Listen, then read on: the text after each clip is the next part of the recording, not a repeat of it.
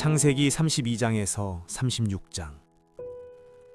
구속사의 흐름 속에서 하나님은 다시 한번 둘째를 선택하십니다. 뱃속에서부터 형을 제치고 씨로 선택받은 야곱. 구원은 받았지만 끊임없는 육의 싸움 속에서 두려움과 시련이 반복됩니다. 구약은 이런 모습을 곳곳에서 예표로 보여줍니다. 인생의 큰 사건마다 이름이 바뀌고 야곱은 이제 이스라엘이 됩니다. 하나님과 씨름한 사람, 통치자로 세워질 사람, 국가 형성의 시작을 암시합니다.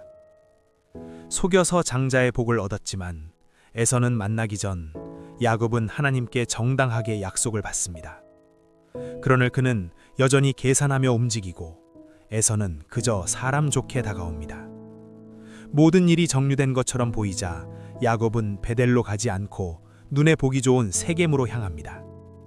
그곳에서 딸 디나는 강간을 당하고 아들들은 복수로 살인을 저지릅니다. 야곱은 그 모든 일을 지켜봅니다. 그때 하나님은 야곱이 잊고 있던 서원을 다시 말씀하시고 야곱은 다시 베델로 발걸음을 옮깁니다.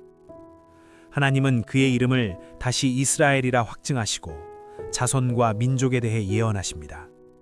그러나 그 길 위에서 야곱이 가장 사랑했던 라헬이 산꽃 끝에 죽습니다. 그 슬픔이 얼마나 컸는지 성경은 훗날 이 고통을 라헬의 통곡이라 부릅니다. 라헬은 에스더와 함께 곱다는 표현이 쓰인 여인이었습니다. 아름다웠지만 자식에 대한 갈망과 슬픔 속에서 드라빔에 의지했던 모습도 떠올려 봅니다. 지금 이 시대는 번영 신학이 깊이 자리 잡았습니다. 예배를 많이 드리면 복받고 헌금을 많이 하면 형통해진다고 말하기도 합니다. 하지만 우리는 돌아보아야 합니다.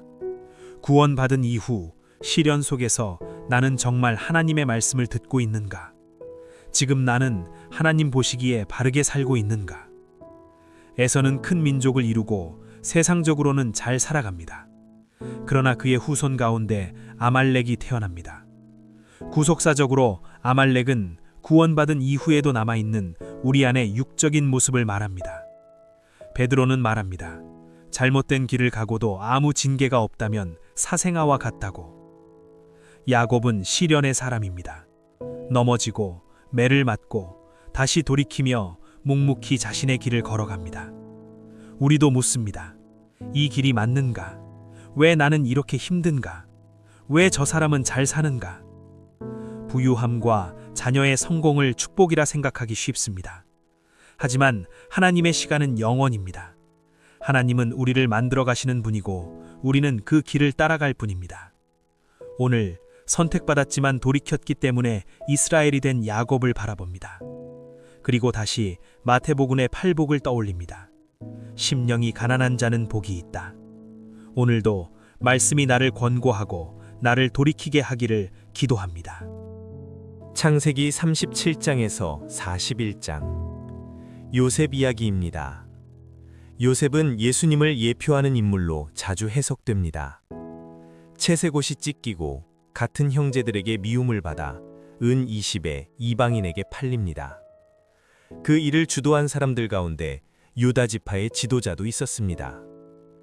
요셉은 30살에 이스라엘을 살리는 일에 쓰임받고 예수님 또한 30살에 공적인 사역을 시작하십니다.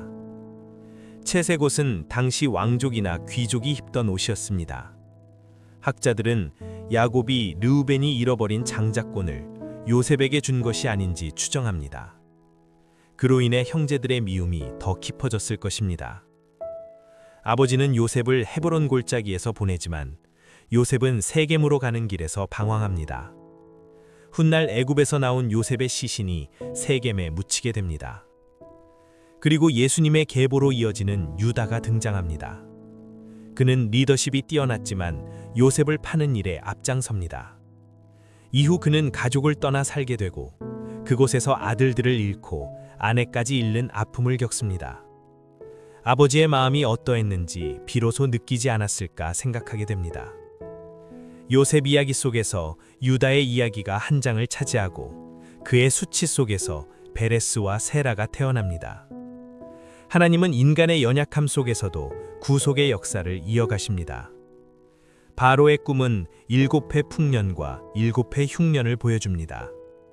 앞으로 다가올 시간 속에서 무엇을 준비하며 살아야 하는지를 생각하게 합니다.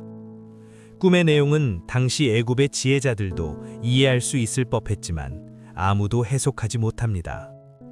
세상의 지혜와 지식은 결정적인 순간에 멈춰서게 됩니다. 그러나 하나님과 함께한 요셉은 그 꿈을 해석합니다.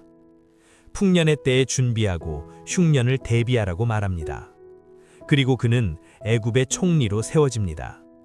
세상의 지혜와 달변도 하나님의 능력 앞에서는 침묵할 수밖에 없습니다. 흉년, 기근은 성경 곳곳에서 반복되는 주제입니다. 육적인 기근뿐 아니라 말씀의 기근도 찾아옵니다. 우리가 살아가는 이 시대, 점점 황폐해져가는 세상 속에서 무엇을 준비해야 할지 묻게 됩니다. 구약은 신약의 그림자라고 말합니다. 그리고 우리는 지금 그 실체를 살아가는 시대에 있습니다. 오늘 하루 다가올 기근을 대비하듯 말씀을 붙잡고 하나님이 주시는 지혜로 승리하며 살아가기를 기도합니다.